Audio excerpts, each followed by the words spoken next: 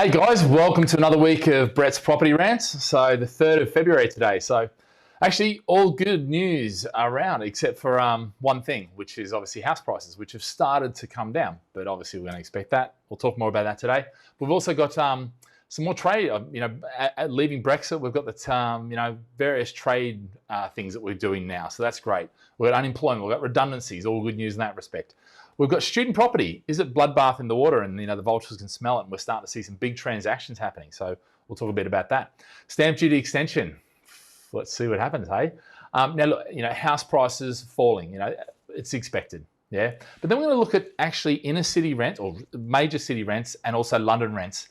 And then the fact that UK is now the 5th largest economy, overtook India. So, without that, let's get started. So, guys, before we do get started, be sure to click like and also subscribe to the channel. I come to you every week with the news. Plus, you get access to a whole range of other property education. So it's all about property investors. It's all about helping you guys invest with certainty, whether it be in the UK or wherever, in fact, because most of these things, whilst this channel is about, or this particular show is about UK news, it actually, the principles that I talk about apply to all property. But anyway, let's get started. So, first of all, UK formally asked to join the TransPacific Partnership, which is actually quite good news. And if you look at there, the countries on the left-hand side are the ones: Singapore, Brunei, New Zealand, Chile, Australia, Peru, Vietnam, Malaysia, Mexico, Canada, and Japan. Now, Colombia, Philippines, Thailand, Taiwan, the other guys, they basically have applied to, and now obviously the United States were going to be part of it. They've decided that they don't want to be part of it. Trump decided that. Whether they come back into the mix, whether we'll have them back into the mix is another story.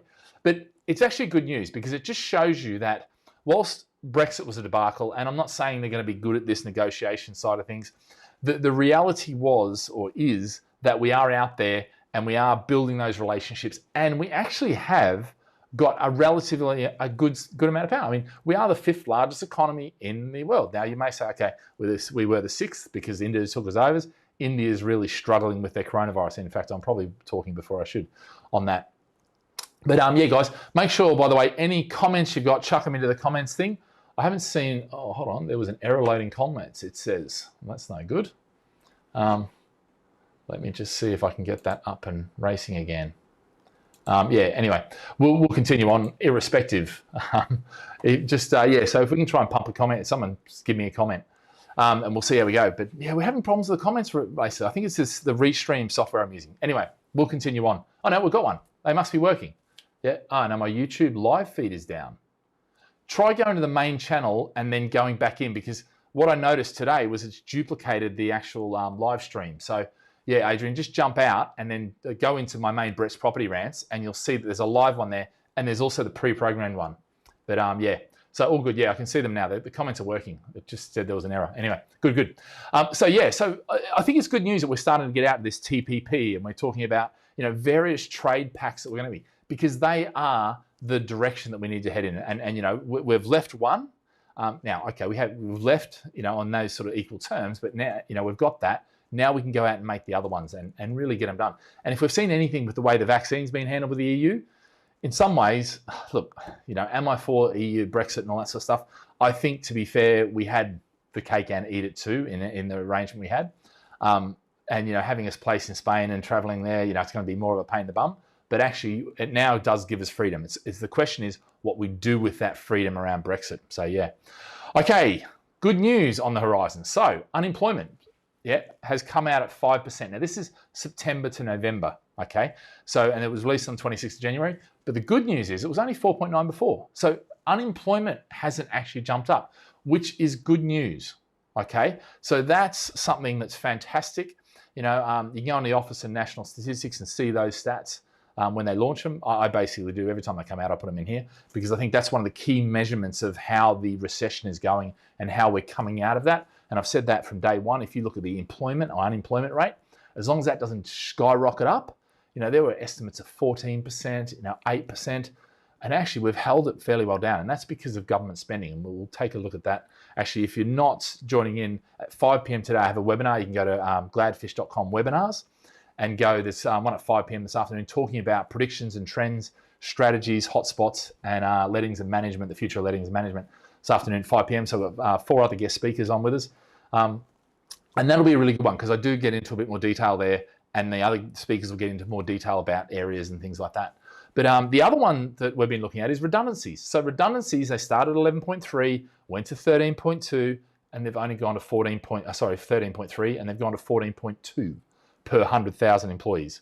So actually, that's not that bad. Now, this is to November. So if you remember, we had a lot of people getting made redundant because furlough was ending.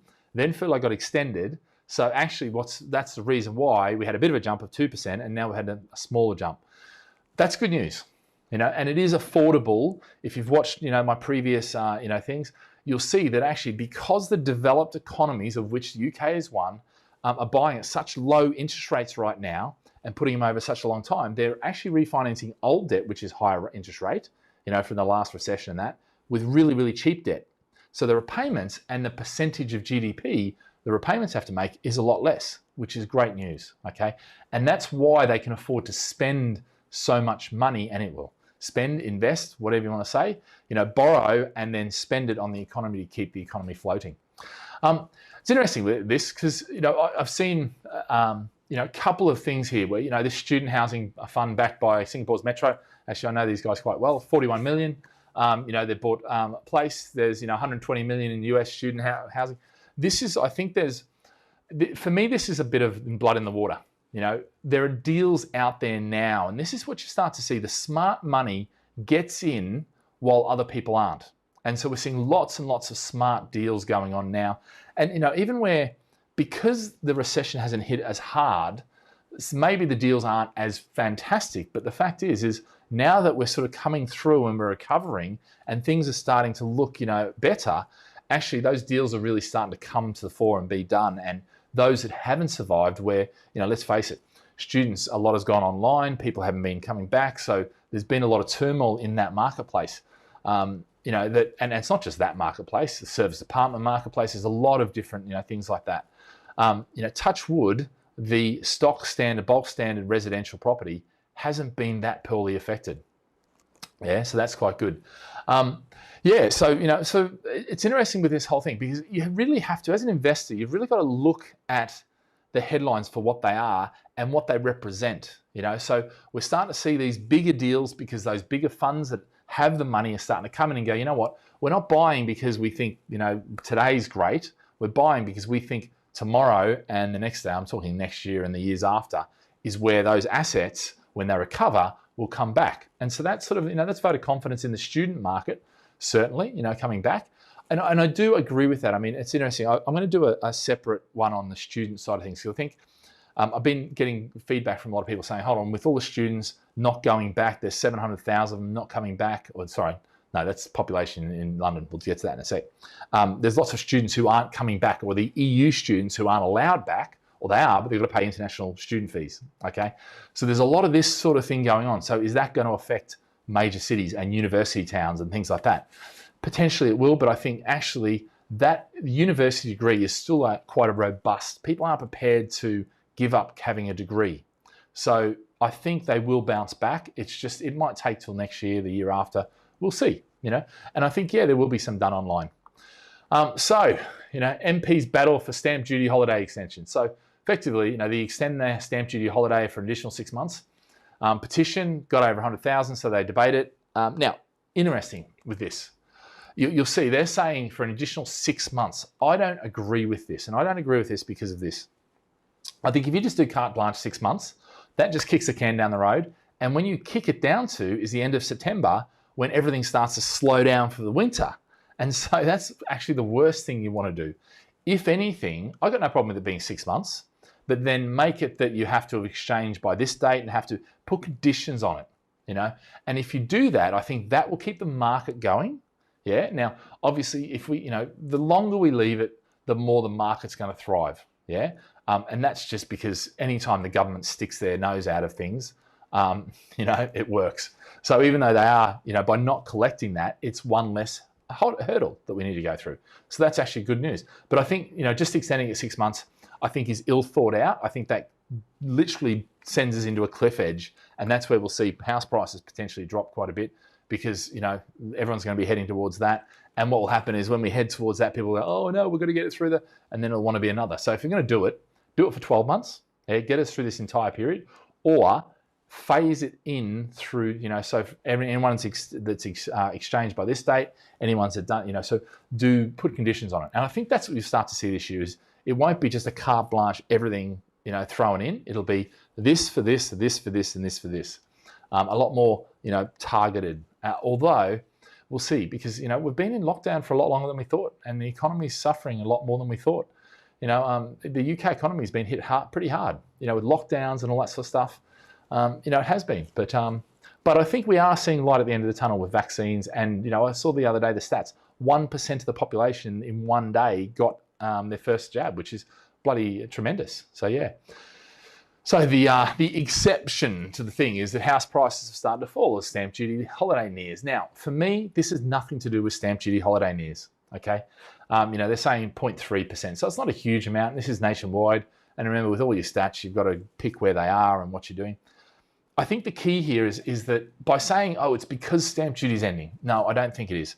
What I think it actually is that we're coming into winter. Sorry, we're not coming into winter. That we've come into winter and things have slowed down a bit, okay? Because, it's snowing, it's cold. People don't want to go out and do viewings, so all these sort of things. And this is a normal, natural phenomenon. The housing market will go through summer, great, and then it'll cool off in winter. And that's what I think is happening. So I don't think this is to do with stamp duty. We can say it is, but this is just headline grabbing, For me, I've kind of expected it. I mean, as I've been saying, I think 3% drop this year, because I think people will be just measured about this year about how they go about it in terms of, when stamp duty ends and when coronavirus gets sorted. I mean, if we keep getting good news about vaccines and vaccine effectiveness and, and there's a Johnson & Johnson vaccine I just saw come out, which is working really well. It works differently than the way the other ones work. And so they're all good things. Yeah. And I think that's great. However, one of the things that is affecting a lot of people is, look, the rents in major cities. Now, the government's done a really dirty thing by putting this Section 24 in, forcing everyone to become a professional landlord and run it through a company.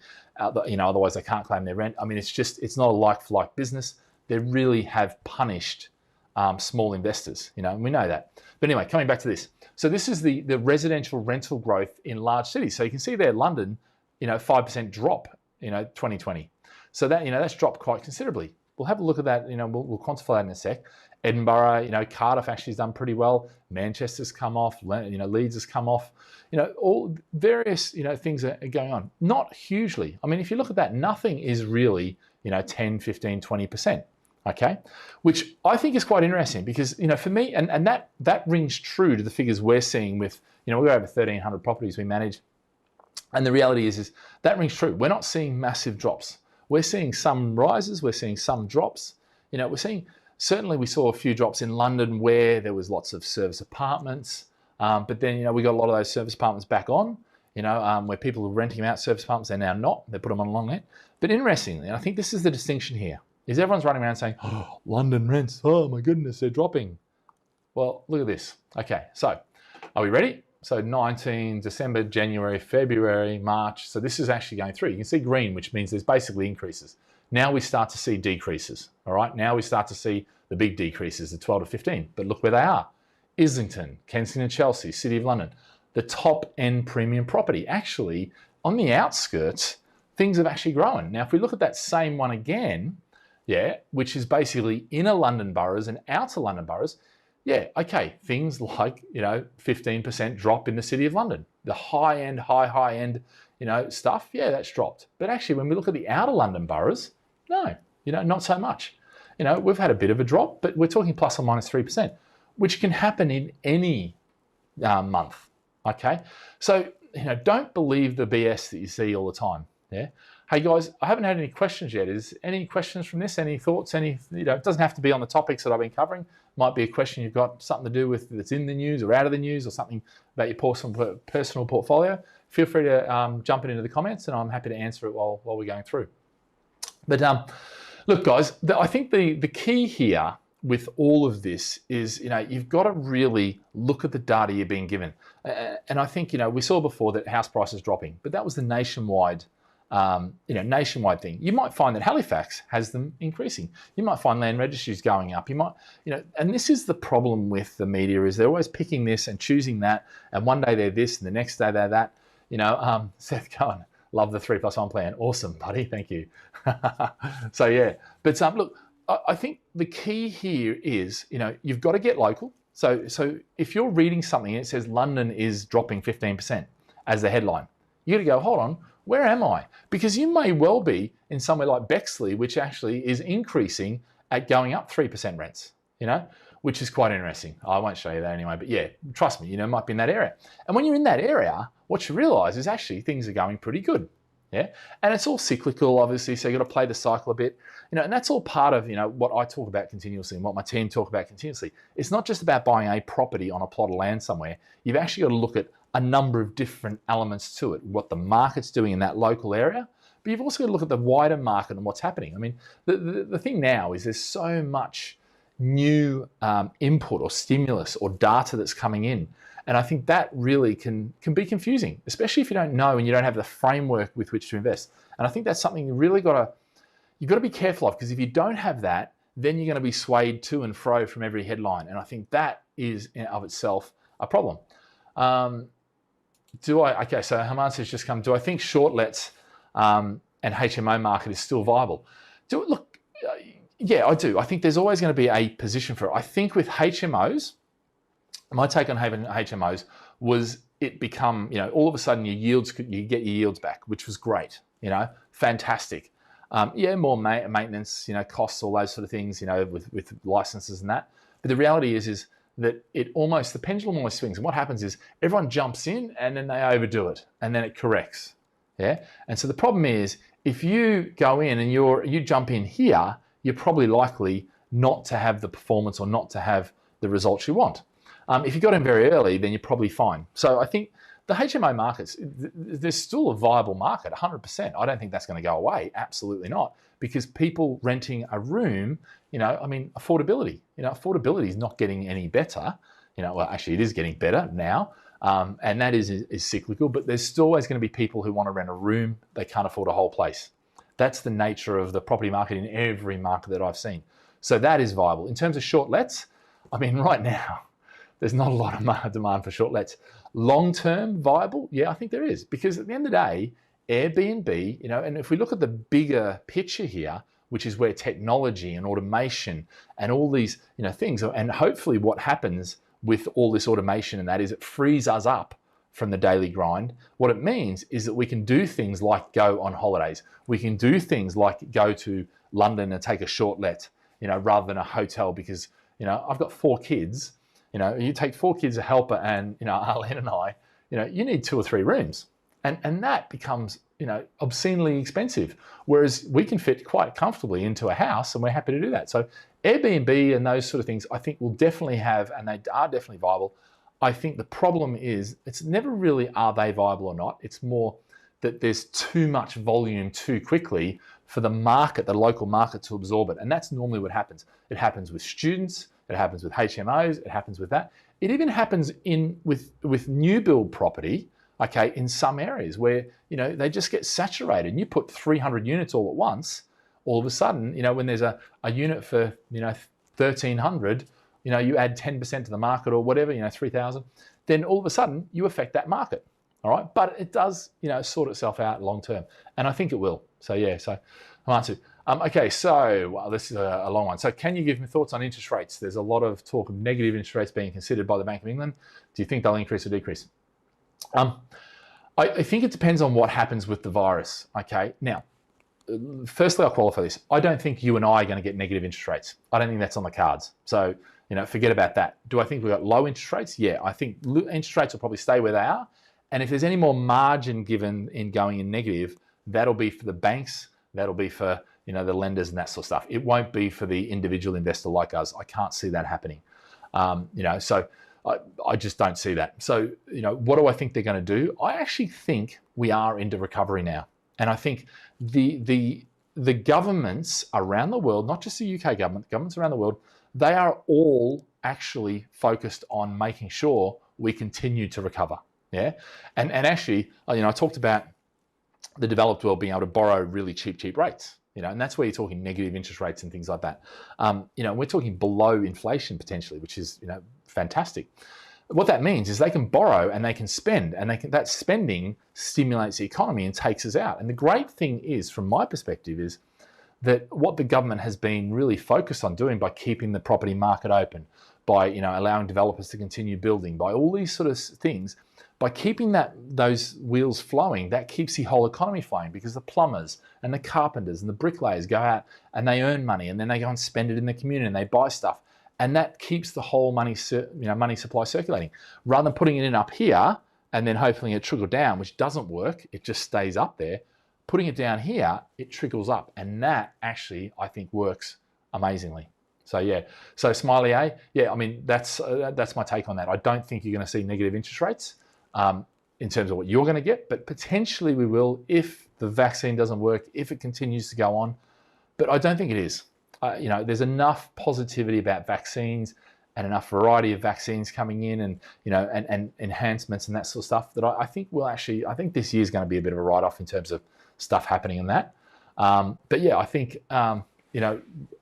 absolutely we can see, I think, next year where things will be kind of back to some normality. Yeah. Okay, Rachel. Hey. Yeah, so Rachel, we're experiencing void in Canary Wharf in 10, first void, on balance. It's been brilliant performance considering, look, Canary Wharf, awesome, However, right now, that was King City for service apartments and for bankers. And the problem with banking right now is that, whereas banking has suffered and been hit, and it's been hit over a long time. And what actually happened when Brexit happened, Canary Wharf's doing really well. Brexit happened. No growth happened in Canary Wharf. What happened is that growth was sent overseas to the EU. And so a lot of those companies in Canary Wharf, they went to the EU. At the same time, a number of, your HSBC moved up to Birmingham. You've got a number of companies move there. The other side of it is banking has naturally been squeezed. It's been shrinking. But the economy, the local economy in London, what happened was basically all the latest startup and VC culture and all that didn't move into Canary Wharf. They moved into Shoreditch, into Farringdon, into King's Cross, those sort of places, which now are seeing great response. However, you shouldn't be getting void, and I think the problem is what you're probably doing, and there's only two reasons you have void period. You've got an incompetent agent, or you haven't found the realistic market rent. Okay, so either your agent is incompetent and they can't find you something, which, if that's the case, sack them, change the agent, and I mean, I'm sure we can find someone. The other side of it is that you haven't found the realistic market rent. In other words, you may have a perfectly competent agent, but if you're not letting them drop the rent to where the market has dropped to, then all those people looking at your property are going to go find others. Yeah. So you shouldn't have, I mean, I work on 6 weeks. You can get any property rented within 6 weeks. And I've proven it time and time again. But you have to find the realistic market rent. And if you don't find it, it will stay void for, I've seen people with 6 months of void period. In fact, we just had, one of, oops, sorry guys. That's nothing to be proud of. I just mistakenly bumped the applause button. No, to be fair, I've seen 6 months rent. We've just had someone come over, a friend of ours in Singapore, who has had now, I think it's 3 months where she hasn't been able to find a tenant. Similar, I mean, I don't know how long yours is, but similar sort of story where basically they weren't finding tenants. They were keeping the rent too high. And actually, to be fair, I think they believe the BS that there's no one out there renting. There is people renting. We're still getting people renting. We're still doing that. That's a normal. Yeah, it's a little bit harder because, you've got to be COVID secure and all this sort of stuff. That's to be expected. Anyway, okay, so last couple of slides, let's just finish off. So what London's falling population means for the housing market. So continuing on from the Canary Wharf thing. Obviously, there's less demand in that, so therefore prices are coming down. And in particular, rent prices are coming down. I actually think that Canary Wharf still has a lot of legs in it. I think right now, yes, London is suffering because, foreign-born residents have left. They've left the city. But that's not just foreign-born residents. It's actually, it's a lot.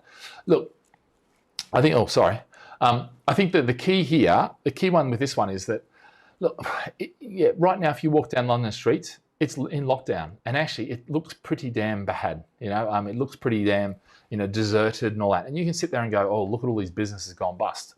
No, I think a lot of them have actually pivoted, and a lot of them are actually doing all right. I mean, you just got to look at the unemployment figures, look at the redundancy figures. They haven't shot up. So those people have moved online. So yes, there's going to be some transitional unemployment as people move from one job to another, from one career to another. And this is the thing, I think right now, there's also an element of people who are furloughed, who actually their job doesn't exist, but because the government's there and because the company is trying to keep face and all that sort of stuff, they're still there. But whether it be this year or next year, their job is being made redundant because it's being taken over by automation, because its technology is replacing it. They're going to have to retrain. They're going to have to find another job. That will happen. That's the transitional sort of thing. Look, the other side is, the other exciting thing, which I thought was, it's exciting and not exciting. It actually isn't because we have grown that much, which is Britain, the 5th largest economy, again, leapfrogging India. It's because India's economy has really suffered. They didn't get hold of COVID, okay? And I think one of the keys here for this is that, a lot of people don't realize the damage of this. And, you look at COVID response to China, China become the world's largest economy in 5 years early. The reason we say that, if you look at the countries that dealt with COVID really well, their economies are back on track. If you look at the countries that have performed really poorly, their economies are still wishy-washy, don't know what's going on, And I think that's one of the key things. So yeah, guys, any other questions? I'm happy to answer them now. But look, I think things are pretty damn good. I have to say, going through, and it sounds weird because, look, I'm a property investor. I want good things to happen. I want the UK to do really well. I want us to get through COVID, But I'm also a realist, and I don't think we're going to see massive growth this year. I'm not saying that, but I do think what is going to happen is there'll be some turmoil while the lockdowns happen. Once we get clear of that, then you're going to see the actual local major cities come back with a vengeance. They have been beaten down. London's been beaten down. Everyone's leaving London in preference for moving out for more things because they're all going to work from home. I think when the dust settles, we're all going to go, screw this. I enjoy going into work. I enjoy that routine and having a separate this and separate that, And I think for me, that's one of the key things here is that, I think you'll be surprised, and I think, mark my words on that. That's one of my predictions. I've been saying it for a long time. Just as I said, Brexit won't be as bad as everyone made it out to be, But yeah, guys, look, today this afternoon at 5 p.m, which I'm in Singapore, so it's actually 1 a.m. in the morning for me. Property trends, predictions, strategies, and hotspots in 2021. So we've actually got, all the guys in there. Actually, I shouldn't have chopped off their heads, should I? That's a bit rude of me, hey? There we go.